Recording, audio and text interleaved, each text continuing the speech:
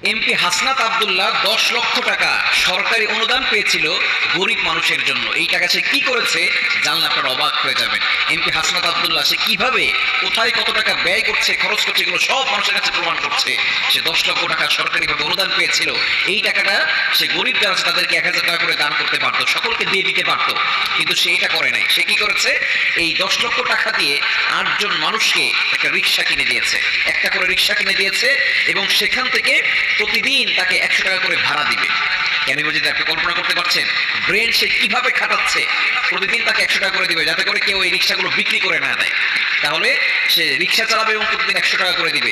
প্রতিদিন ১০০ করে হলে প্রতিদিন হয় ৮০০ টাকা। এই ৮টা রিক্সা থেকে ৮০০ টাকা, মাসে হবে প্রায় ২৪,০০০ টাকা। এই ২৪,০০০ টাকা দিয়ে অন্য কাউকে আবার রিক্সা কিনে দেওয়া হবে। কেন বুঝি একটু কল্পনা করতে পেরেছেন? জাকাতের বিধানটা কিন্তু এমনই একটা বিধান, আপনার যতটুকু জাকাত এসেছে এই জাকাতটা আপনি গরিব